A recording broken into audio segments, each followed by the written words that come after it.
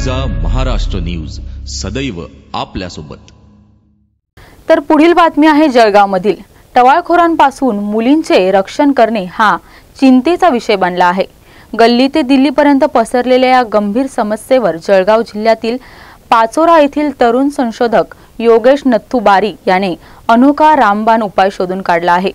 त्याने अथक परिश्रमातून केलेल्या संशोधनानंतर खास मुलींच्या रक्षणासाठी शॉक देणारे जॅकेट तयार केले आहे।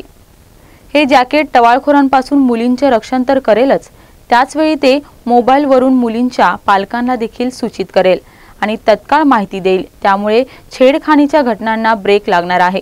योगेश बारी याला बालपणापासूनच संशोधनाचा छंद पडजडला आहे। विज्ञान प्रदर्शनात त्याने सादर केलेल्या अनेक उपक्रमांना प्रथम क्रमांक मिळाला आहे।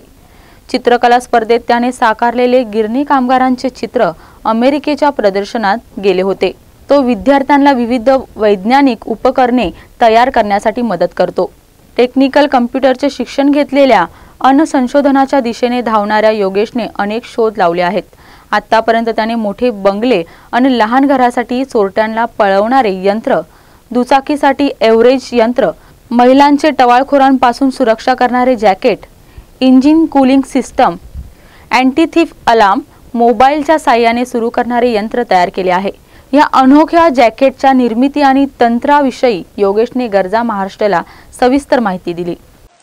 ह्या जॅकेटमुळे माझ्या मुलीला आता सुरक्षित आहे असं मला वाटतं आणि या जॅकेट घेण्या अगोदर मला ती सतत बाहेर असायची, त्यावेळेस अशी काळजी वाटायची की ती घरी केव्हा येईल।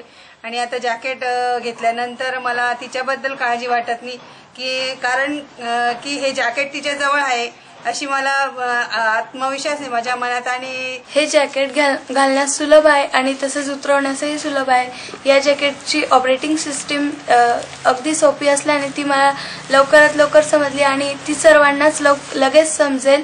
तसेच या जॅकेटची ऑपरेटिंग सिस्टीम जेव्हा गरज असेल तेव्हाच चालू करण्याची आवश्यकता आहे। हे करंट देणारे जॅकेट आता एक जॅकेट बनवलं योगेश दादांनी आणि आम्ही त्यांना आता 2 बनवायला सांगणार आहे कारण आम्हाला दोघं बहिणींसाठी आता ती तिच्याकडे आहे आणि अजून ते दुसरं